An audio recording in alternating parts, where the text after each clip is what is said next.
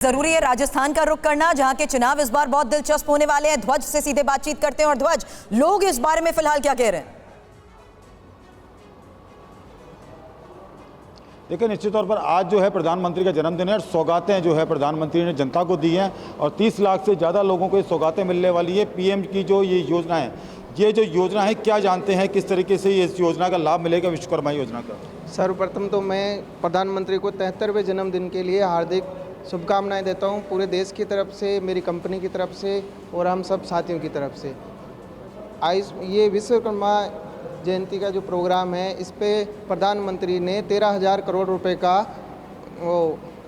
13,000 करोड़ क्या लाभ मिलेगा, कितना फायदा मिलेगा आप लोगों को? इसका बहुत बढ़िया फायदा मिलेगा हम लोगों को। स्किल डेवलपमेंट करने के लिए और कोई भी कार्य शुरू करने के लिए हमें 2 लाख रुपए का लोन दिया जाएगा बैंक का। ठीक है, आप बताइए कहाँ से आए हैं आप? नाम बताइए अपना। हम सब उसे आए हैं जी, पंजाब से। क्या फायदा मिलेगा? इसका फायदा मिलेगा गरीब वर्गों को, लोगों को फायदा मिलेगा जी, किसानों को फायदा होगा, ये बहुत अच्छा होगा ये काम। ये कामगार हैं पूरे राजस्थान से आए, आप कहाँ से आए हैं सर? मैं जयपुर जिले के शाहपुरा तहसील के दौली गांव से हूं सर। क्या लगता है कितना फायदा मिलेगा आपको इससे? सर, इसमें 1 लाख रुपए का लोन दे रहे हैं, जिसमें 20% सब्सिडी है। 1 लाख नहीं 2 लाख रुपए का लोन है। 20% सब्सिडी है इसमें, रोजगार स्थापित करने के लिए। तो बिल्कुल ये आप देख सकते हैं, राजस्थान से, पूरे राजस्थान भर से लोग आए हैं और उनका यही कहना है कि जो प्रधानमंत्री की जो योजना है, लोगों को जो रोजगार मिलने के लिए जो लगातार बात कर रहे हैं प्रधानमंत्री, जी, जनता की बात हमेशा बिल्कुल। ध्वज, बने रहे आप हमारे साथ। तमाम शहरों से हमारे संवाददाता जुड़ रहे हैं। हर्षवर्धन जी, लेकिन अगर लोगों को एम्पावर करने वाली योजनाएं आती हैं तो आपको लगता नहीं कि ये सही मायने में जिस फायदे का हम जिक्र करते हैं वो फायदा लोगों तक पहुंच पाएगा, कि लोगों को एम्पावर किया जाए, उन्हें ट्रेन किया जाए, रोजगार के लिए लोन दिया जाए? इस तरह की स्कीम का तो हर तबके से स्वागत होना चाहिए।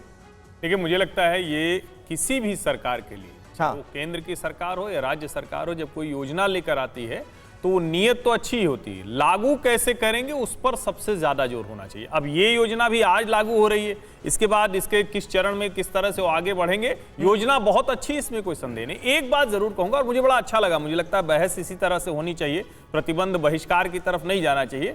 महिमा जी ने कहा कि ये जो मैं सिर्फ पंजाब और हिमाचल की बात क्यों कर रहा हूं, ऐसा नहीं कि मैंने पंजाब, हिमाचल, कर्नाटक की बात की। दरअसल यहां संदर्भ ही वही था कि आप जो योजनाएं लागू करते हैं वो कहां से आती हैं। अगर कोई भाजपा की सरकार है जिसने बजट उसके पास नहीं था और कोई ऐसी योजना लागू की है, आप मुझे बताइए, मैं यहीं इसी टीवी 9 के मंच पर अभी उनको भी जवाब दे ठहराऊंगा।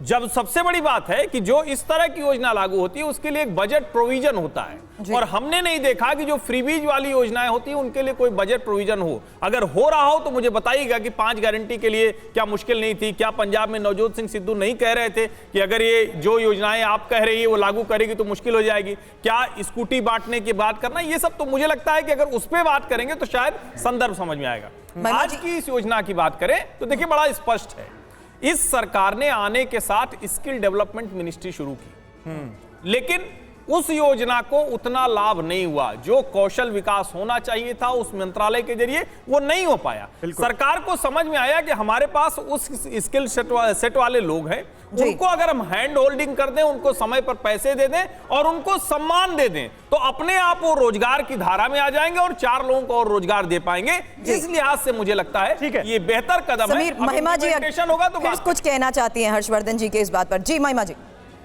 सबसे पहले तो सुरभि जी और समीर जी, आप दोनों से मेरे ये आग्रह है कि जैसे भाजपा की प्रवक्ता जब बोलते हैं आप हस्तक्षेप नहीं करते, मेरे विचार को पूरा करने दें, क्योंकि आप रिवाइंड करके देखेंगे तो हर बार मैं आग्रह करती रही मुझे विचार पूरा करने दें, पूरा नहीं करने दिया आपने। मुझे 2 मिनट दीजिएगा बिना हस्तक्षेप के।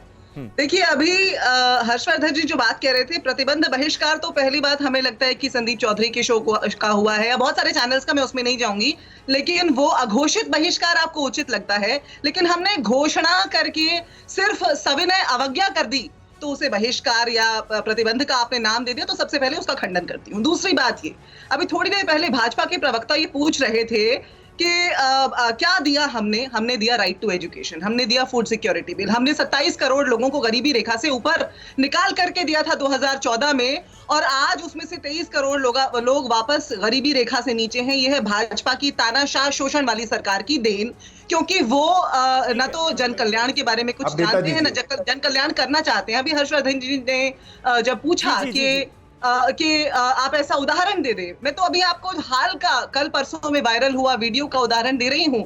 ये स्वच्छ भारत की बात करते हैं और बिना दीवारों के शौचालय कहाँ होते हैं, चलिए तो हमें ठीक है। समझ नहीं आता। और उनकी स्थिति भी महिमा जी थोड़ा मुद्दे से हम शिफ्ट हो रहे हैं जल्दी से। सिद्धार्थ 10 सेकंड है सिर्फ वक्त, क्योंकि हमारे पास खत्म हो चुका है। जल्दी से लास्ट रिएक्शन महिमा जी की बातों पर।